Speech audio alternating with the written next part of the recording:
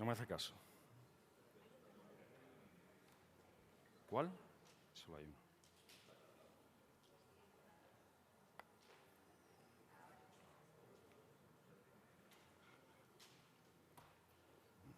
Bueno, buenos días o buenas tardes. Efectivamente, a mí me toca un papel incómodo, desagradecido, porque voy a hablar probablemente de la parte que no nos gusta reconocer, ¿no? Que es aquello que no hacemos bien o no hacemos suficientemente bien. Y en realidad el título es un poco pretencioso, porque yo no voy a hablar de las ineficiencias del sector. Yo me voy a centrar en una, que creo que es la más importante. Y antes ha estado Quique diciendo cosas muy sensatas con las que estoy de acuerdo en su mayor parte, excepto en una.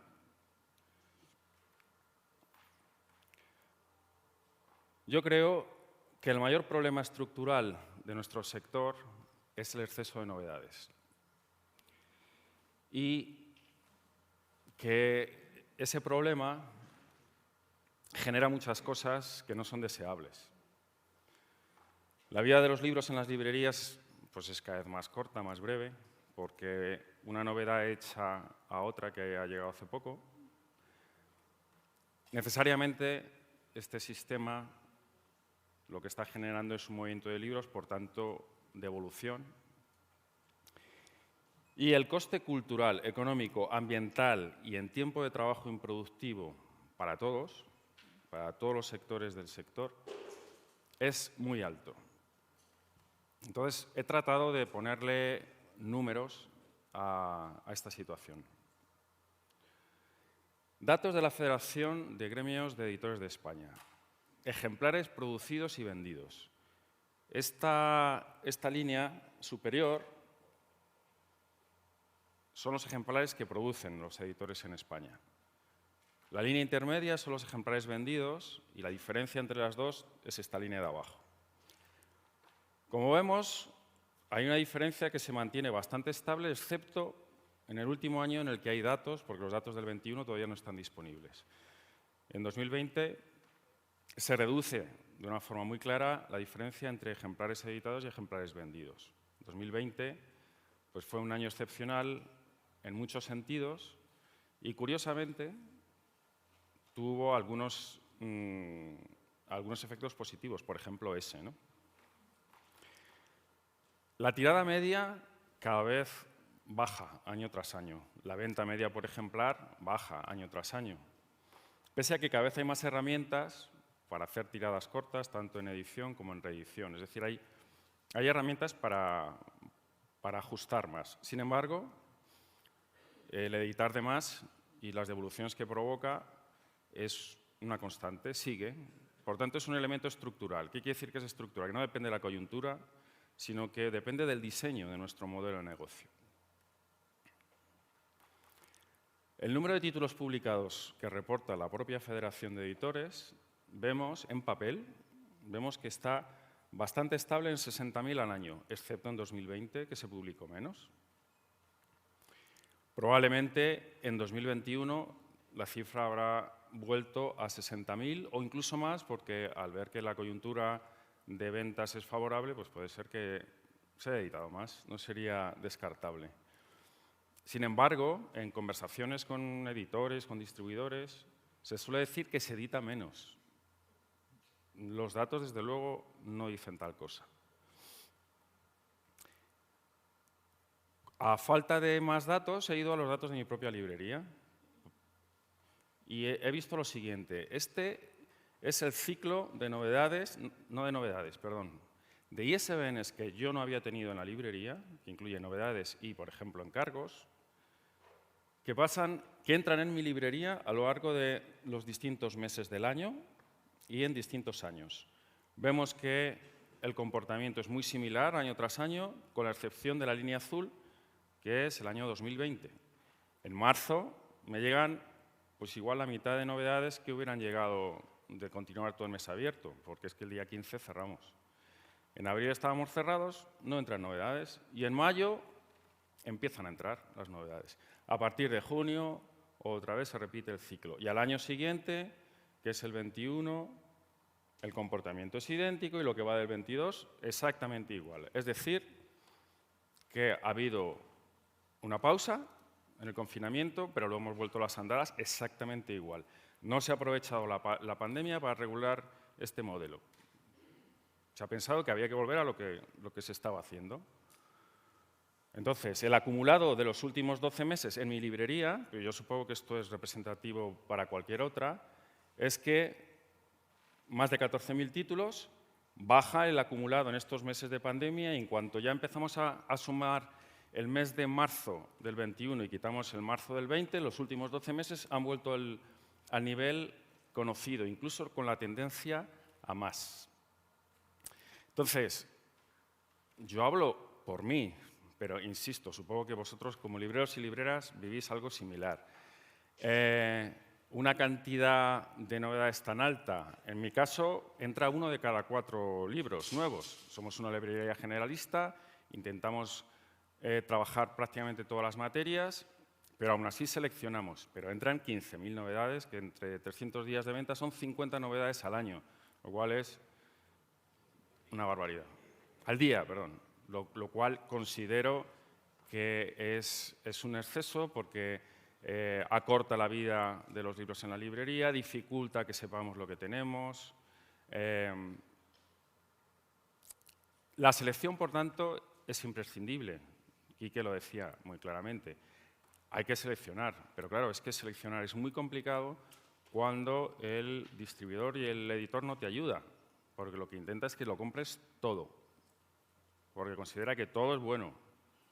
O aunque no considere que todo es bueno, piensa que lo tienes que tener porque lo vas a vender. El resultado es ese, que desde mi punto de vista es claramente una desmesura.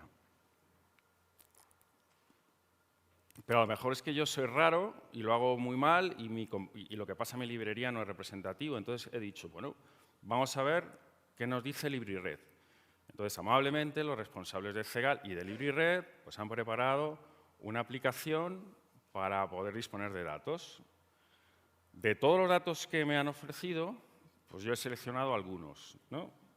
Entonces, por ejemplo, ventas de cada una de las librerías que reportan a LibriRed. Lógicamente, los datos están anonimizados, ¿vale?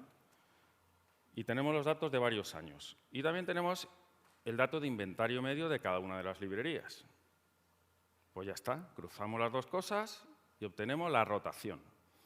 Y lo he segmentado por tamaño de librerías, por la facturación. Sabemos que en la clasificación de CEGAL, librerías muy grandes y grandes son las que venden más de 600.000 euros al año.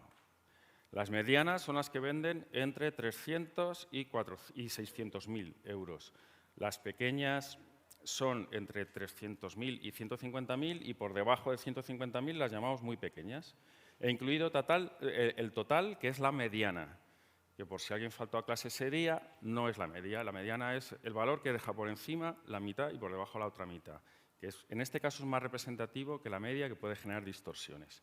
Entonces, lo que vemos es que la rotación ha mejorado en todos los segmentos de librerías en el 21 sobre el 20, lo cual es lógico, porque el inventario más o menos se mantiene igual en nuestras librerías, cabe lo que cabe, y las ventas han subido, ¿vale? Y la rotación es más alta cuanto más grande es la librería. Vale. Si sabemos la rotación, sabemos datos muy interesantes. La rotación, así entendida, porque rotación puede ser muchas cosas, la rotación así entendida es cuántas veces tu inventario se vende a lo largo del año. Si tienes un inventario de 100 y al año vendes 200, la rotación es 2. Vale, muy claro.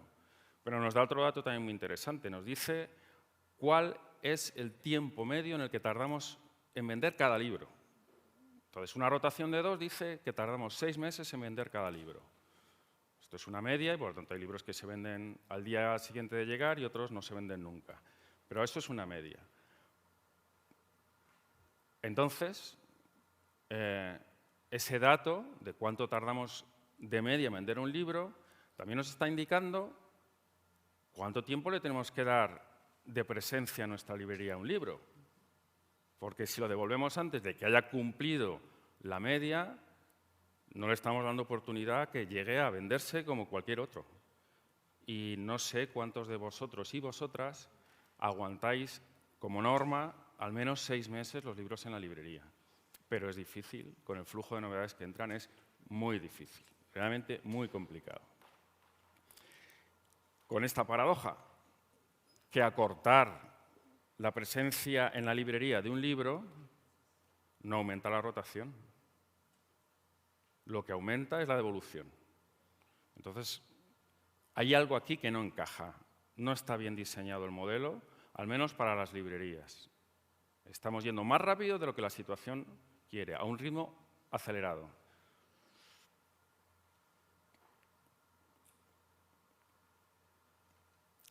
He vuelto a preguntar a LibriRed, ¿qué es lo que se vende en nuestras librerías distinguiendo entre fondo y novedad? Y tenemos 2 criterios distintos de lo que es fondo y novedad. ¿Vale? Vamos a llamarle novedad a todo libro que se venda, que lleve 6 meses publicado, nada más. ¿Vale? Este es el gráfico de aquí, de la izquierda. Y nos encontramos con que en las librerías se venden mayoritariamente libros que tienen más de 6 meses en las librerías.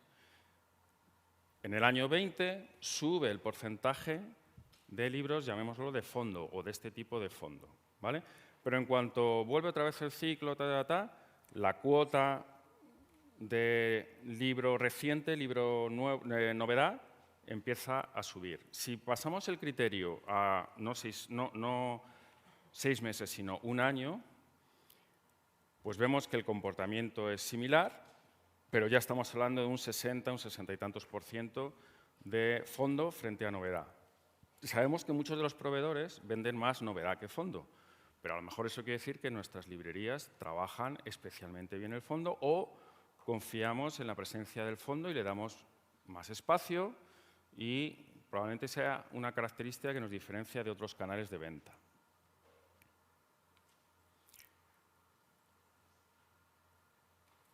Bueno, vamos a ver cuál es el panorama global de todo ese fondo que tenemos en nuestras librerías, qué se vende y qué no se vende en términos acumulados. Entonces, esta es la foto del conjunto de las librerías que reportan a LibriRed, según las cuales en nuestras librerías, entre todas, no es correcto lo que pone de total ejemplares, 624.000, sino de EAN distintos, ¿vale? Con stock en nuestras librerías, el dato era 624.000, de los cuales 435.000 habían tenido venta en los 12 meses anteriores, un 70%, y 189.000 no habían tenido venta. Una relación 70-30. Bueno.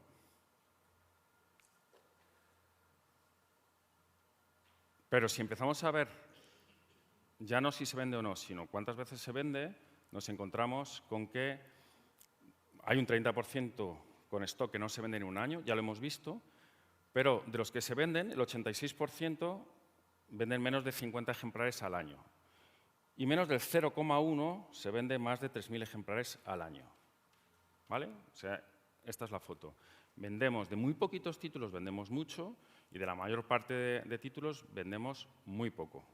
En realidad esto no es nada nuevo que os esté contando, supongo que lo sabemos todos, pero bueno, le ponemos números. Pero es que ahora vamos a verlo no en el conjunto, vamos a ver librería por librería. ¿Qué es lo que pasa si analizamos los datos, librería por librería, de qué vendemos y qué no vendemos en un año del stock que tenemos en las librerías? Bueno, pues resulta que se invierte en la proporción. Ya no es que del stock que tengamos el 70% se vende y el 30% no, ahora es al revés. Ahora es al revés. Y lo hemos hecho con 2 criterios distintos. Ventas de los últimos 12 meses, es decir, LibriRed coge el stock de cada librería al día de hoy y dice, en los últimos 12 meses, ¿qué se ha vendido y qué no se ha vendido? Pues no se ha vendido 2/3. Bueno, vamos a verlo de otra forma. Vamos a ver del stock de hoy, qué se ha vendido en los últimos 8 meses o qué se va a vender en los próximos 4. no con el stock de hoy, porque seríamos adivinos, sino cogiendo un dato anterior. Y resulta que la proporción es muy similar, un 65%, prácticamente 2/3. A mí me parece que esto es llamativo. También lo he segmentado en función del tamaño de librería, del tamaño de facturación, y vuelve a suceder que las librerías, cuanto más grandes, pues mayor es el porcentaje de los títulos que tienen en su stock que se venden. Hasta el punto que las muy pequeñas, pues menos del 30% de lo que tiene stock se va a vender en un año. Esto genera devolución. Es obvio que esto genera devolución. Entonces vamos a ver la devolución por las fuentes que dan datos. Hay cierta disparidad, pero más o menos se mueve alrededor del 30-35%. Es una lástima que los datos de CEGAL, que es esa línea azul, se interrumpan en 2016. Salvo error por mi parte, no hay datos de devolución proporcionados por las librerías. He hecho una distinción en Fande, en los datos que da Fande, entre la devolución general y el canal librería, ¿no? Y vemos que Fande dice que la devolución de la librería suele ser más alta que otros canales. Bueno, esto también nos quiere decir cosas y hay que tenerlo en cuenta. La devolución en 2021 muy probablemente ha bajado, por la sencilla razón de que se ha vendido más, y probablemente en el 22 suba, y suba considerablemente, porque la maquinaria es como que no solo se ha reactivado, sino que piensa que si se vende más, puedo publicar más, puedo enviar más, y eso va a generar devolución. Algún distribuidor me ha confirmado que el principio del 22 pues, han recibido mucha devolución.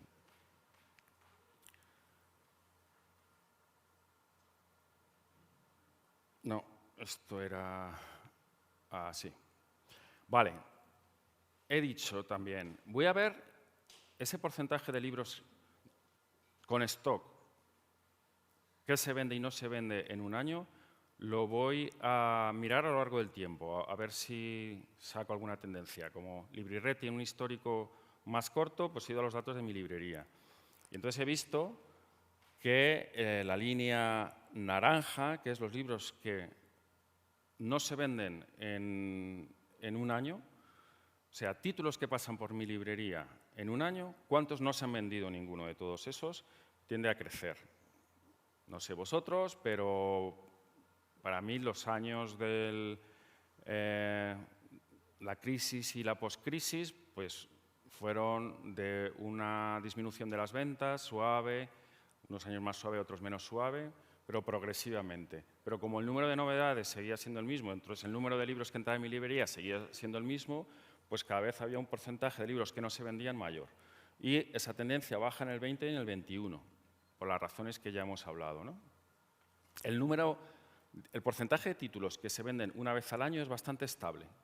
Y entonces el crecimiento de los que se vendían 0 veces estaba compensado por la mengua de los títulos que se vendían 2 o más veces. Que al final el 80% de las ventas se hace con poco más del 20% de los títulos. Es la regla de Pareto, el 80-20. Pero es que cada vez ese porcentaje va a menos y cada vez estamos moviendo más libros que no se venden.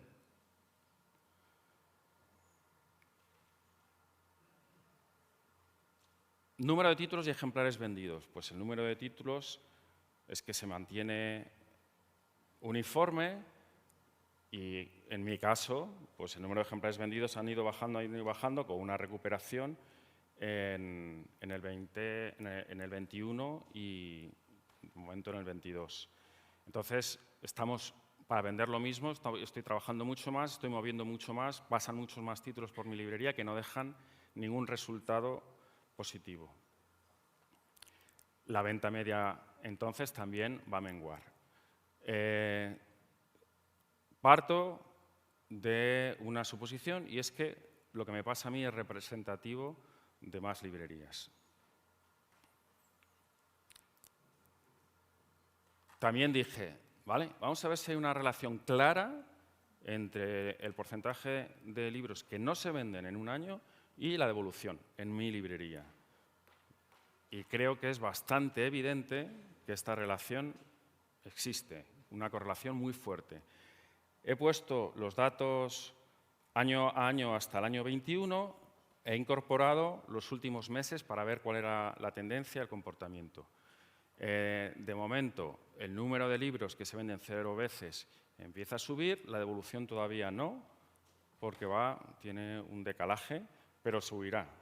Si el porcentaje de libros que no se venden en un año sube, la devolución subirá. Ahora está en una magnitud razonable, por debajo del 20%, pero va a subir. Lamentablemente va a subir. Pero es que la devolución tiene un coste muy importante.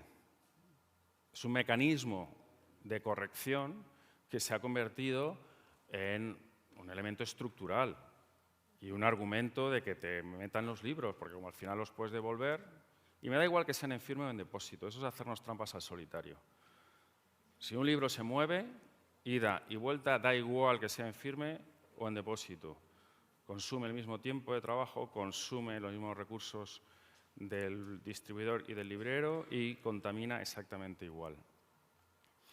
Los datos dicen que hay un coste logístico de la devolución pues entre el 3 y el 5% y creciendo. El impacto ambiental es inasumible porque estamos hablando de que el libro que no se vende y que finalmente no se vende en ningún sitio pues ha consumido recursos en la fabricación, en el transporte y eventualmente en su destrucción.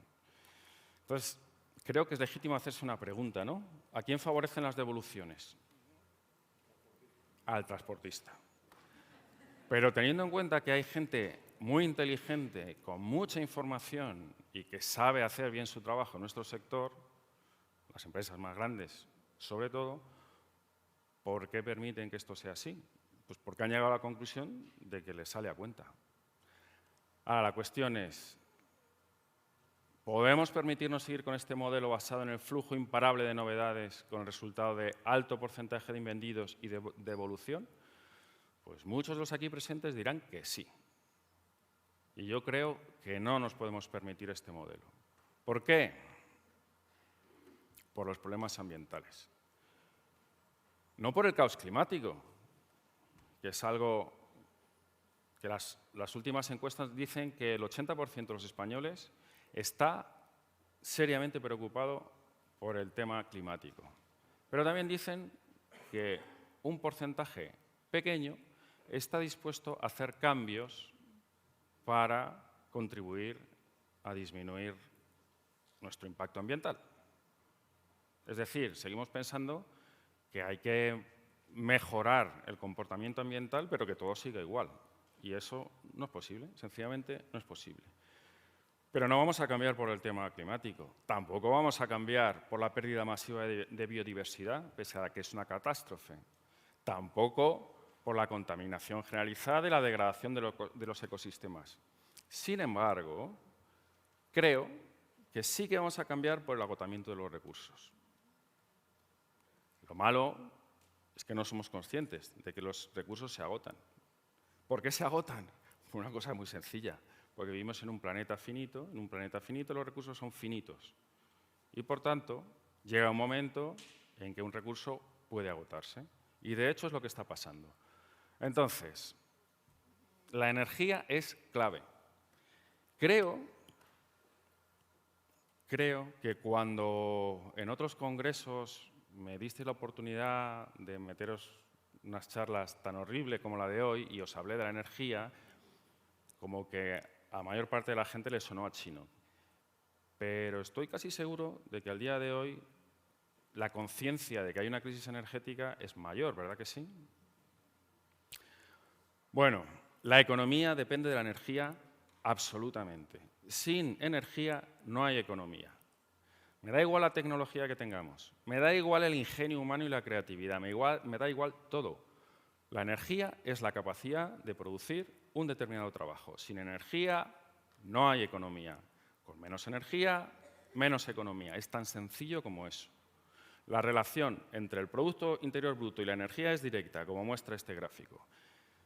Todos esos cuentos del desacoplamiento, de la desmaterialización de la economía son eso, cuentos chinos. No es verdad, sencillamente no es verdad. Es una bonita historia que no es verdad, porque los datos lo desmienten. Total, si baja el consumo energético, la economía se contrae. Este es el gráfico del consumo de energía que hemos hecho los humanos en las últimas décadas. Y esto es lo que se llama crecimiento exponencial, el famoso palo de hockey del crecimiento exponencial. Pero como nuestro sistema económico, que se llama capitalismo, necesita crecer y crecer y crecer, pues esa gráfica tiende a subir, a subir y a subir. Resulta que de la energía que consumimos, el 80%, más del 80% son combustibles fósiles. Más del 80%. Pasa el tiempo y sigue siendo el 80%. El petróleo, que es la clave es el petróleo. Bueno, pues el 90% del transporte depende del petróleo y sus derivados. Y algo tan básico como el sistema agroalimentario actual, mecanizado, depende de los combustibles fósiles, porque los fertilizantes utilizan gas natural, los pesticidas también, los sistemas de riego utilizan gasoil, los sistemas de arado, tractores, maquinaria también, los sistemas de frío también, el transporte y la distribución también. A día de hoy, lo que se llamó la revolución verde consistió en meter combustibles fósiles en el terreno. Ahora los suelos han dejado de ser fértiles, necesitamos seguir metiendo combustibles fósiles y si no hay combustibles fósiles o no hay los suficientes, tenemos un problema. Y por muchas razones que tienen que ver con el cambio climático, la escasez de fertilizantes y la escasez de combustibles fósiles, especialmente diésel, estamos a las puertas de un problema alimentario terrible. No quiero abundar en esto, pero deberíais prestar atención en las próximas semanas. Y el petróleo. El petróleo es clave. ¿Y qué pasa con el petróleo? Pues que hay una cosa, un fenómeno que se llama peak oil o pico del petróleo. ¿Qué es el pico del petróleo? Pues que cualquier recurso tiene una curva logística de extracción que hace que llegue un momento en que alcanzamos el máximo de extracción. ¿Se ha acabado el petróleo cuando llegamos al máximo de extracción? No. Probablemente queda la mitad, tanto como ya hemos gastado. Pero cada vez queda el petróleo más difícil de sacar, de peor calidad y por tanto es más caro, por tanto gastamos más energía en conseguir energía y eso nos mete en severos problemas. Y nosotros estamos ahí.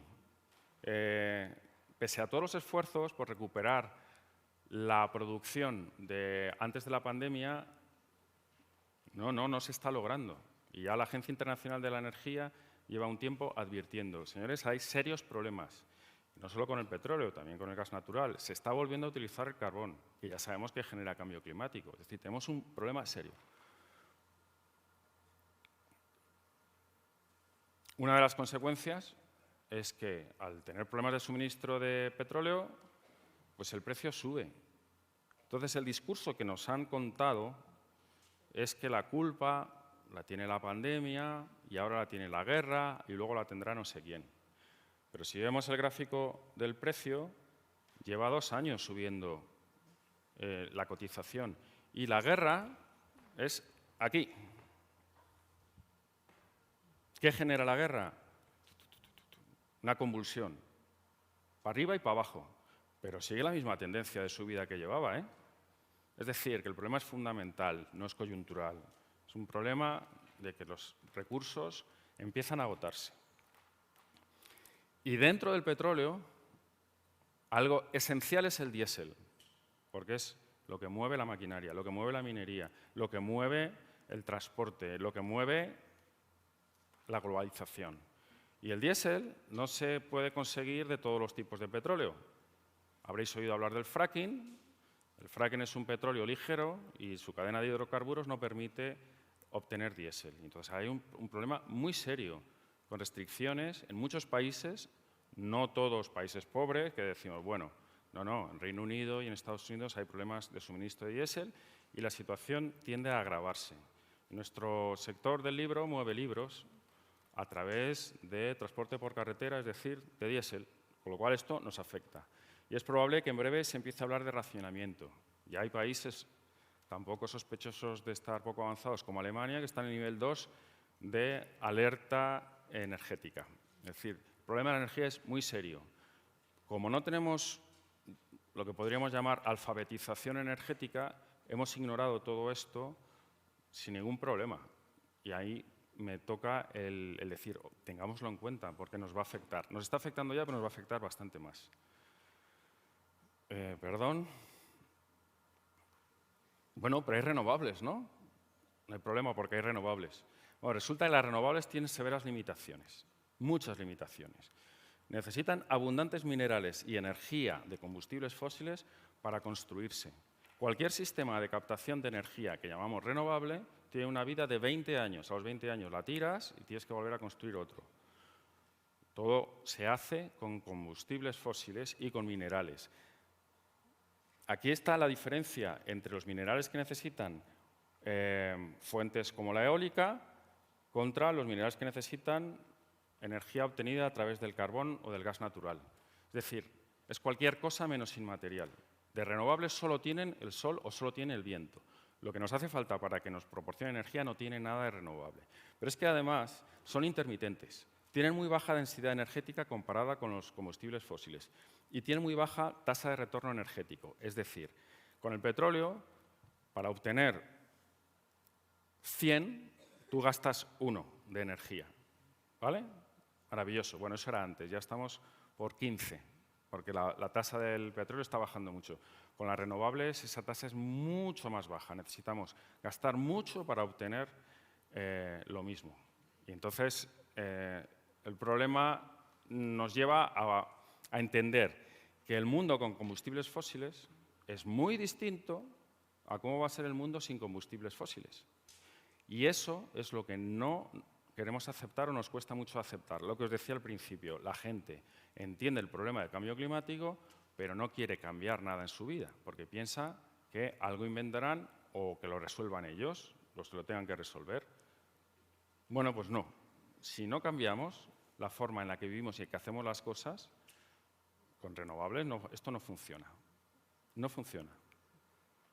¿Por qué? Porque estamos alcanzando los límites del crecimiento. Estábamos advertidos de hace mucho. El informe Meadows del año 72 nos advertía de esto, ponía un escenario. El escenario BAU que decía, business as usual, si seguimos haciendo las cosas, los negocios como de costumbre, llegaremos a esto.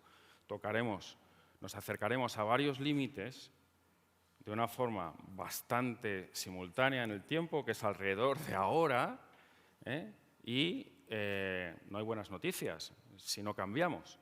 Todavía podemos cambiar cosas, pero ya estamos experimentando estos límites. Y todavía no somos conscientes del cambio tan profundo que tenemos que hacer.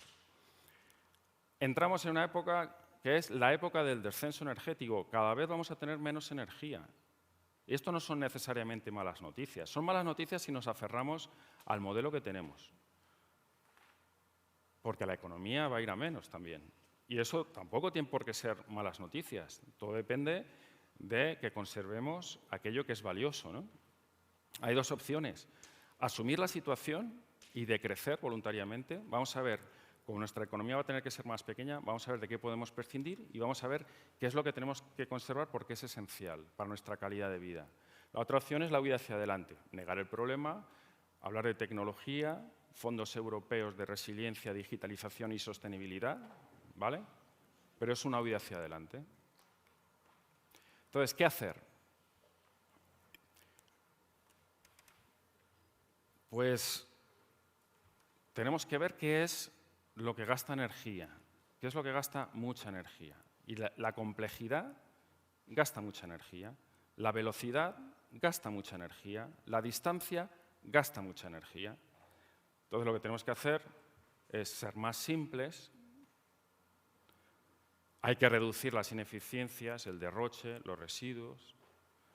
Dado que la velocidad contamina, es tiempo de frenar. Tenemos que crear cercanía, tenemos que crear la necesidad del transporte. No se trata de llenarlo todo de vehículos eléctricos. que no hay minerales para tanto vehículo eléctrico y que posiblemente son hasta menos ecológicos en su fabricación que un vehículo de gasolina. Lo que tenemos que hacer es reducir la necesidad de transporte, crear cercanía. Y prescindir de lo prescindible si queremos conservar lo valioso. Y creo que hay muchas cosas de las que podríamos prescindir sin que nuestra calidad de vida se resintiera. Vale, utilizar la tecnología para la eficiencia. Yo creo que tenemos que tener una visión crítica de la tecnología. No es ni buena ni mala. Depende para qué esté diseñada.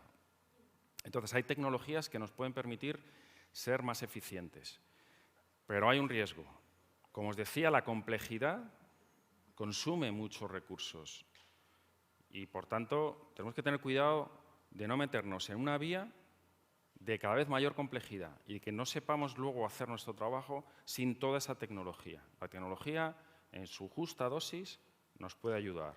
Entonces, ya que se ha hablado todos estos días del Power BI desarrollado por CEGAL, pues yo os animo a ello. O sea, yo no soy un tecnófobo, he sido uno de los conejillos de Indias en el desarrollo de Power BI y como lo utilizo sé que es muy útil. Eso es un gráfico que me he sacado de las tablas dinámicas de Excel, o sea, de la aplicación web de Power BI, yo me lo bajo en tablas dinámicas y me puedo hacer todos los gráficos que quiera. Me encantan las gráficas, pero no solo que me encanten, es que creo que te ayudan a comprender lo que está sucediendo y, por tanto, a actuar para corregirlo. Y es que, además, si esto lo utilizamos muchas librerías, lo que podemos hacer es acumular conocimiento para hacer las cosas bien porque nos urge saber hacerlas bien. Estamos acostumbrados con el sistema de novedades y de evolución a que en el fondo no pasa nada por no hacerlo bien. Lo único que tendremos una tasa de evolución más alta. Bueno, yo recuerdo no hace tantos años que un proveedor me abroncó amablemente porque tenía una devolución muy baja. Decía que estaba dejando de vender con esa devolución tan baja. Ahora va a ser una obligación tener una devolución baja porque no la vamos a poder pagar, es así de claro. Entonces, la propuesta estratégica que hago yo, no lo he dicho al principio, pero lo digo ahora, no hablo en nombre de nadie. O sea, CEGAL tiene la amabilidad de dejarme aquí que yo cuente cosas y hasta cierto punto asume algunas de las premisas que yo planteo. Pero en cualquier caso, si todo esto es una barbaridad, es responsabilidad mía nada más. La propuesta que hago yo, la propuesta estratégica, es hacer un pacto para adaptarnos a la nueva situación. Que todo lo que hemos hablado estos días está muy bien, pero ahora intentemos pasar el tamiz de una crisis energética, de una menor disponibilidad de energía, de unos problemas ambientales cada vez más evidentes. Y tratemos de ser coherentes con eso. Necesitamos bajar el ritmo. Y bajar el ritmo implica, entre otras cosas, reducir el número de novedades, para que no sea esta vorágine de libro que llega, libro que no le damos tiempo a cumplir ni siquiera la presencia media en nuestras librerías y ya se ha ido. Premiar la calidad, elegir la calidad frente a la cantidad. Está claro que tenemos que desarrollar nuestro criterio de selección, pero necesitamos ayuda por parte de editores y de distribuidores. No apostar a más títulos a ver si alguno pega, sino vamos a concentrar los esfuerzos en menos referencias, en todo aquello que sea valioso, pero no publicar más para ver si es una flauta. Y las librerías asumir también nuestra obligación de ser más rigurosos en la selección. Las herramientas y el conocimiento compartido nos deberían ayudar. Y creo que sería sensato marcarnos un objetivo común de reducción de novedades. Un descenso paulatino en el porcentaje aceptable, asumible de devoluciones. Si ahora está por encima del 30, hay mucho recorrido. Pues yo planteo que una de las mejores maneras es estimular con más margen a aquel que lo hace bien. ¿Y de dónde va a salir ese margen? De los ahorros que van a tener las editoriales y las distribuidoras. Porque es que cada vez va a ser más caro editar libros que no se venden y que van a generar devolución. Ya es cada vez más caro, ya es más caro que hace 2 meses. El papel es una industria que, pese a que hablemos de sostenibilidad y tal y cual, es intensiva en uso de energía y luego hay que transportar todo eso. Entonces, todo lo que sea mejoras de eficiencia van a ser ahorros. Esos ahorros creo que tienen que ser compartidos, pero a las librerías nos toca una parte de responsabilidad muy importante. Tenemos que ser capaces de bajar nuestro índice de evolución. Como decía al principio, no es la única ineficiencia, ni muchísimo menos. Hay grupos de trabajo que están trabajando en hacer un buen diagnóstico de ineficiencias. Pero yo creo que si no resolvemos esto, si no resolvemos la parte ambiental, todo lo demás es adorno, no sirve realmente para cambiar las cosas. Bueno, y ahora me permito ofreceros una viñeta del Roto que dice que el tonel de Diógenes es una posible alternativa al barril de petróleo. Mi librería se llama Diógenes por este señor que tenía una serie de... Gracias. Un planteamiento vital en el cual consideraba que lo que había que hacer es desprenderse de todo aquello que no es esencial porque no nos hace vivir mejor, sino que nos genera dependencias y que era capaz de prescindir de prácticamente todo. Y además, permitirme que lo diga, no le importaba ser un poco tocapelotas y decir cosas incómodas como me ha tocado hoy a mí. Muchas gracias.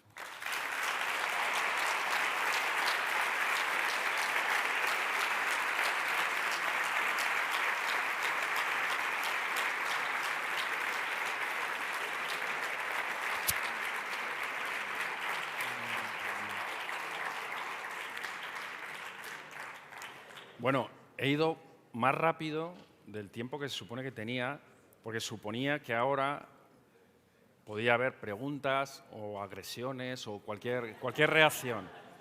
Entonces, no sé, es vuestro turno.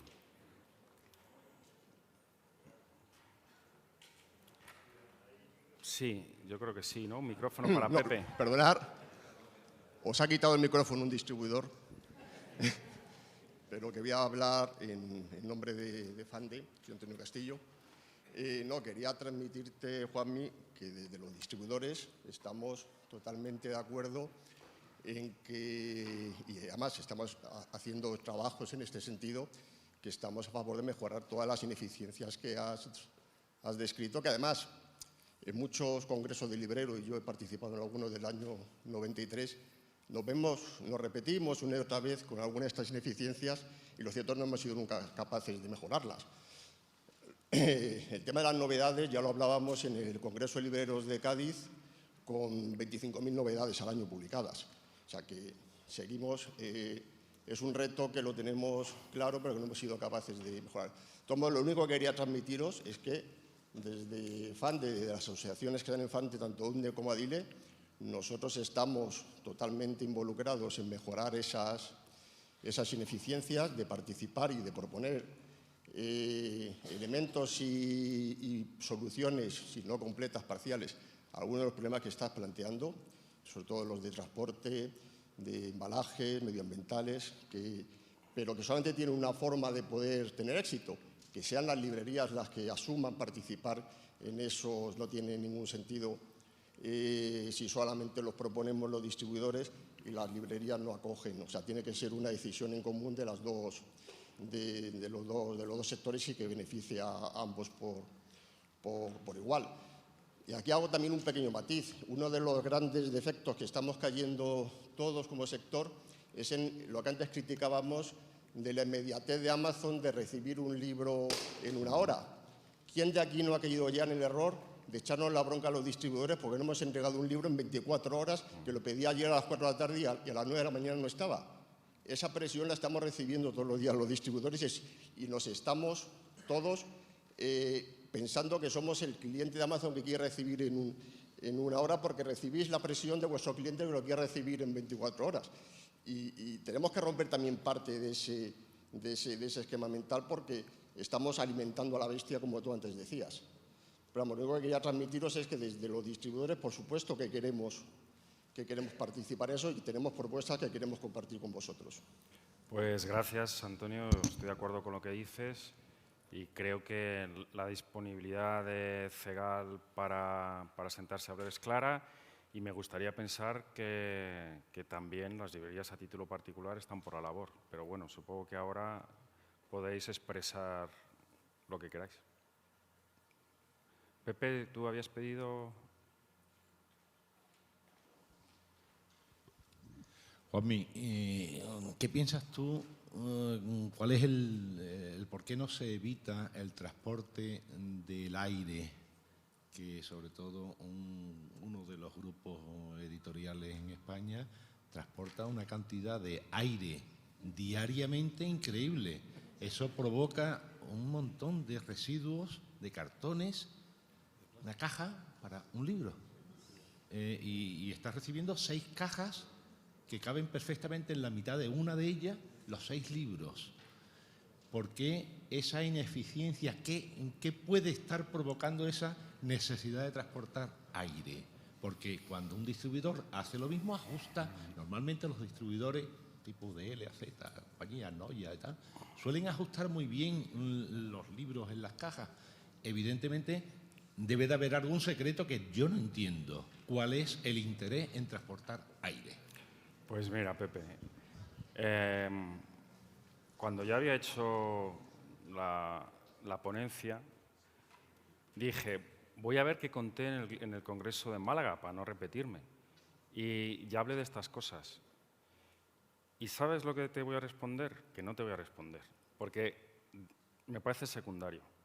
O sea, yo hablé en ese momento de mejoras, de cosas pequeñas, aunque dije que consideraba que el principal problema era el exceso de libros.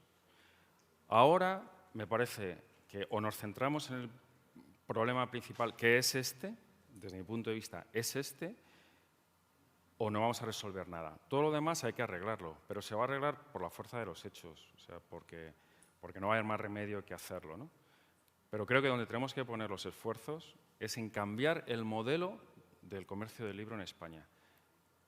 No puede estar basado en este flujo de ida y vuelta tan gigantesco. Luego, las pequeñas ineficiencias, insisto, hay un grupo que está hablando de ello y trabajando en ello y seguro que hay explicación y hay posibles soluciones, pero me parece que donde nos tenemos que centrar es en lo otro. Hola. Aquí. Ah. Soy un poco ingenuo y no sé si lo he entendido bien. Nosotros estamos diciendo que el problema es que hay muchas novedades y estamos pasando un poco la pelota a los editores, ¿sí? O a los distribuidores. Relativamente. Vale, bien, me alegro, porque en todo caso, si hay un porcentaje alto de devoluciones, el problema no es ese, esa es la consecuencia del problema, que es hacer unas compras mejores. Quiero decir que la responsabilidad de una librería, si tienes un libro que durante 6 meses no lo has vendido, el problema no es que haya muchas publicaciones, tal, sino que estamos pidiendo mal. Y es una cosa muy difícil, quizás se podría plantear en otros congresos futuros, pero cómo ser más finos en nuestros pedidos, por ejemplo. Y eso supongo que revertiría, igual estoy equivocado, pero igual revertiría en que los propios editores publicarían menos. Es decir, quizá tengamos en nuestras manos cortar esta avalancha evidente de publicaciones pidiendo con más exactitud, digamos. Sí, en principio, sí. ¿No? Esta es un poco la reflexión. No sé si alguien quiere debatir esto o sí. Bueno, yo quiero decir algo al respecto. En principio lo que dices es sensato. Oye, si hay capacidad de elegir, ¿por qué no eliges mejor? Bueno, si resulta que el comportamiento global es uno, pues nos está queriendo decir que el comportamiento que se nos pide es ese. Porque si les viniera mal, aquellas empresas que diseñan nuestro mercado harían lo posible para que fuera de otra forma. Ellos consideran que ese nivel de devolución les está garantizando presencia de los libros de más, pero así no dejan de vender nada. El ejemplo es la Feria del Libro. En Madrid, cuando tú tienes una firma, te invaden con unas cantidades absolutamente desmesuradas. ¿Quien te los envía piensa que se van a vender tantos ejemplares? No. Pero por si acaso, oye, mejor que sobre que no que falte. Bueno, pues en resumen, Ese es un planteamiento que tienen muchos de los que nos suministran los libros. Pero hay algo más. En una de las gráficas que os he puesto, creo que se veía muy claramente la relación entre devolución y libros que se venden 0 veces en un año. Es decir, no es que yo pida cantidades de más, sino que pido títulos de más. ¿Cómo puedo seleccionar y pedir títulos de menos? Con la ayuda de editores y distribuidores, porque si no, yo veo, y no porque sean libros malos necesariamente, a veces son libros muy buenos, y todo en principio es susceptible de interesar a mis clientes y de venderse, pero resulta que no hay, o al menos yo no tengo tantos clientes como para vender todo lo que traigo. Entonces, o regulamos eso, o al final el comportamiento más cómodo es, oye, por si acaso lo traigo. Pero eso genera los problemas de los que estoy hablando. Entonces, yo no estoy trasladando la pelota, o al menos no por completo, a los editores y a los distribuidores. Creo que es un problema de sector. Tenemos que asumir el problema, tenemos que pensar a dónde queremos llegar y poner los medios. En el Congreso de Málaga, cuando yo planteé esto, hice una propuesta bastante más heavy, que no era, oye, quien devuelva mejor le das más descuento. No, no. Mi propuesta era limitar el derecho a devolución, a cambio de más margen, pero limitarlo al 15%, en un plazo de 2 años. Porque de esa forma está claro que íbamos a bajar el nivel de devoluciones y se iba a acabar editando menos. Pero todos mis ex amigos libreros me retiraban la palabra. Entonces, bueno, pues no, vamos a hacerlo por las buenas, vamos a hacerlo estimulándolo. Pero es que ahora es 2 años más urgente que en Málaga. Entonces, no se trata de repartir culpas, se trata de asumir el problema y decir, mira, ¿qué hacemos? ¿Cómo lo resolvemos? ¿No?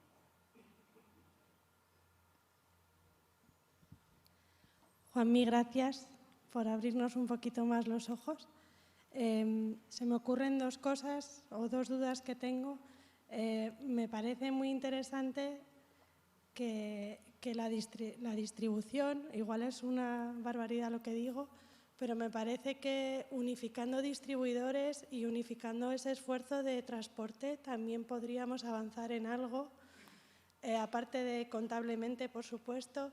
Creo que estamos recibiendo una cantidad de pedidos por muchas partes y para llegar a esos pedidos mínimos tenemos que hacer unos esfuerzos grandes, pidiendo de más, devolviendo más después.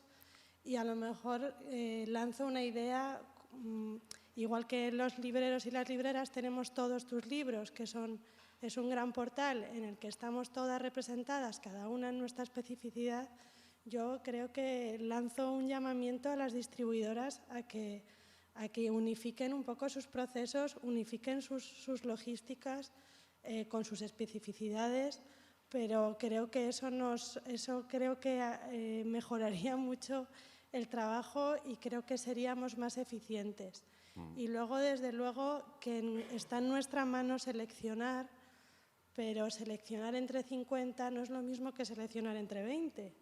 Y creo que ahí necesitamos las libreras y libreros ser más rigurosos en nuestras elecciones, que no nos azucen, porque es muy importante la presión también que recibimos por parte de distribuidoras y editoriales, y sobre todo que se edite un poquito menos. O sea, creo que todos los eslabones de la cadena tenemos grandes responsabilidades que tenemos que empezar a trabajar ya, me parece. Pero creo que la de las distribuidoras, desde mi particular visión, me parece que tienen un gran trabajo que hacer para evitarnos tener que pedir libros de más o tener que recibir paquetes de más de distintos lugares y con distintos procesos de facturación, de devolución, de márgenes, bueno, todo eso. Estoy de acuerdo contigo, Rocío, y además el pedido mínimo va a subir, es que está clarísimo. No, va a subir más. Pero es que esto son matemáticas, es que no creo que pueda ser de otra forma que aceptar que tenemos unas limitaciones y que hay que hacer muchos cambios. Yo estoy de acuerdo contigo, Rocío, en que una logística más unificada, no necesariamente una unos equipos comerciales, pero sí la logística más unificada, más eficiente, es imprescindible, está claro. Señor presidente.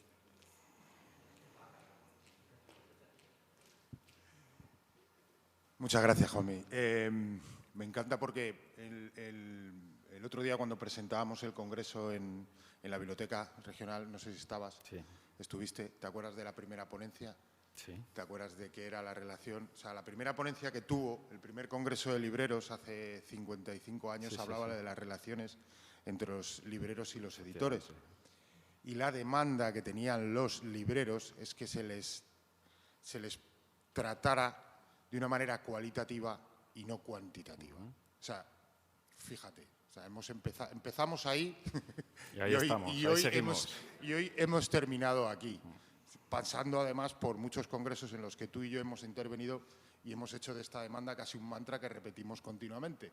Pero yo creo que tiene que llegar, como bien ha dicho Antonio, la hora de hacerlo ya, ¿no? Es decir, creo que eso tiene que incorporarse ya a lo que tiene que ser nuestro día a día, ¿no? O sea, que yo solo quería poner eso en valor, ¿no? Que ya eso formó parte de las demandas de los libreros. Pero vamos a 55 hacer un años. ejercicio de fe y vamos a creer que no va a ser la demanda de los congresos de los próximos años, sino que ya estaremos haciéndolo. ¿Verdad que sí?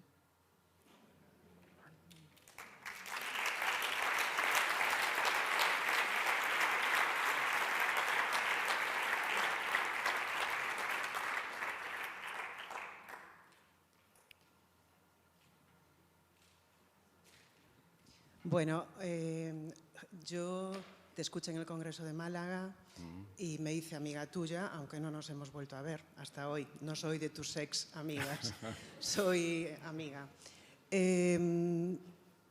Creo que hemos hablado mucho de digitalización, que es lo que venimos hablando todos estos días, básicamente, aunque se han tocado muchos otros temas. Y creo que hemos hablado pues, también de librerías diversas, que es importantísimo. Y a mí me parece que en el próximo congreso deberíamos de hablar de eficiencia, porque podemos pedir que los distribuidores hagan cambios, los editores, pero creo que hay un cambio que debemos de hacer cada uno de nosotros en cada librería, reflexionar mucho en lo que podemos mejorar cada día. Y estoy completamente segura, como lo estamos todos, que a pesar de lo que nos envuelve diariamente, dedicar tiempo a la selección de novedades tiene que ser prioritario, porque nos convierte en librerías diferentes, más personales y que no tenemos que tener... Yo creo que hay librerías que le siguen diciendo al comercial, mándame uno de cada. O sea, y eso a mí me parece del siglo pasado, por lo menos, ¿no? O sea, es que no podemos seguir funcionando así por todo lo que tú explicabas. Entonces, creo... bueno, yo estoy totalmente a favor del 5%, lo llevo sugiriendo hace mucho tiempo a muchos comerciales que lo hagan llegar a sus jefes, a sus equipos directivos. Yo estoy totalmente a favor porque soy una librería que genero muy poca devolución y, sin embargo, crezco en facturación. Entonces, no lo quiero decir como modelo de nada, pero creo que es una reflexión que tenemos que hacer. Lo que te decía a ti, un comercial, a mí también me lo han dicho alguna vez. Y yo, claro, le digo, pues dime esto si bajo facturación. Pero si no bajo facturación, no me puedes decir que estoy haciendo mal mi trabajo, lo estoy haciendo bien. Claro, tendrían que confiar en que tú sabes lo que estás haciendo porque los resultados te avalan. Claro, o sea, si devuelvo menos, pero facturo más, es que lo estaré haciendo algo bueno. Eso es. Entonces, creo que todo eso de la eficiencia, del espacio, de librería, es una asignatura que hemos tocado poco aún y creo que, bueno, es una reflexión nada más, no es que tenga la razón ni la quiero tener, pero creo que es importante que reflexionemos mucho más sobre eso y que busquemos acciones conjuntas y medidas de sector también, ¿no? Para exigirle a los distribuidores y a los editores, que lo tenemos que hacer continuamente porque ellos también necesitan que les transmitamos en qué pueden. O sea, estamos metidos en un sector y hablamos todo el tiempo. En España, la cantidad de novedades, yo desde luego desconozco las novedades que se mueven en otros países, me voy a interesar por ellas. Proporcionalmente menos. Teniendo en cuenta la población, España es líder mundial probablemente en títulos publicados por millón de habitantes. Pero es que además cada año, cuando se publican los datos de comercio interior, nos vanagloriamos de ello. Mira la riqueza de las publicaciones. Bueno, pero esa riqueza tiene una cara B y esa cara B hay que admitirla y ya no es tan bonita, ¿no? Es ineficiente. Insostenible. Insostenible. Bueno, muchas gracias por tu intervención. No veo nada. ¿Por ahí hay una mano? No. Joder, no veo nada. ¿Alguien más o...?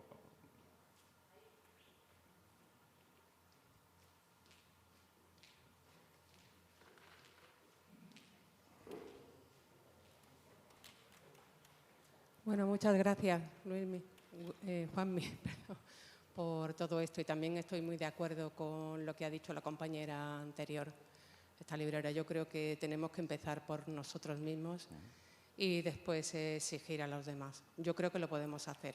La selección es dura, requiere mucho de nuestro tiempo, pero yo digo que tenemos que invertir mucho más tiempo en eso, aparte de porque medioambientalmente nos vendrá mejor y no reduciremos nuestra facturación, también porque es un trabajo mucho más bonito que mover libros de un lado para otro, hacer cajas y todo eso. O sea que yo creo que en nuestro interés propio, además del medio ambiente, creo que no estaría nada mal invertir mucho más tiempo en nuestra selección. Y creo que no nos irá mal ni facturaremos menos. Cuando yo creo que los distribuidores vean eso, también se podrán adecuar más a nuestro modelo de cada uno, porque aquí estamos defendiendo en este congreso que cada librería somos única y que cada librería tenemos unos clientes determinados y que yo digo siempre a los comerciales, les digo, mira, lo que se vende aquí no se vende allí. No es mejor ni peor mi selección. Simplemente que yo tengo clara nuestra línea y mis clientes vienen a por esta línea. Pero justo enfrente van a estar otros clientes que vayan a por otra línea. Lo importante es que cada uno sepamos la nuestra y sepamos seleccionar. En ese sentido, yo creo que aquí se ha dado nuestro papel, se ha hecho mucho hincapié en todo el Congreso de nuestro papel de prescriptor, de asesor, de conocimiento de lo que tenemos, para empatizar con nuestro cliente, para dar y aportar toda esa diferencia que no lo pueden dar los grandes. Y yo creo que esta es una oportunidad por todos estos motivos que decía la compañera, por eficiencia, como tú decías, por medio ambiente y por nosotros mismos, por poner en valor nuestro trabajo como libreros, que ese es el fundamental, no el de mover cajas. Estoy de acuerdo contigo. A mí personalmente lo que me sucede es que tengo muy claro de los libros que me presentan los que no quiero, los que no me interesan o no los voy a vender. Tengo muy claro los que sí quiero y los que voy a vender. Y luego hay una enorme cantidad de libros intermedios que no sé si son buenos o no son buenos, no sé si los voy a vender o no. Y ahí, yo creo que ahí está la madre del cordero. Esa es la parte difícil en la que tenemos que mejorar todos y donde hay margen de mejora utilizando herramientas y llegando a acuerdos, llegando a pactos, ¿no? Los que estuvisteis en Málaga, igual os acordáis de los compañeros de Linares cuando nos representaron la vida de dos libreros que se iban haciendo viejos, abriendo cajas, sacando libros, cogiendo libros, metiéndolos en cajas, cerrándolas. En realidad es más ilustrativo que lo que he contado yo, es lo que contaron ellos, pero es lo mismo. No puede ser que nuestra vida sea mover libros de acá para allá. Tendríamos que tener tiempo y herramientas y complicidades para seleccionar mejor, está claro. ¿Alguien más o nos vamos a comer? Nos vamos a comer. Gracias.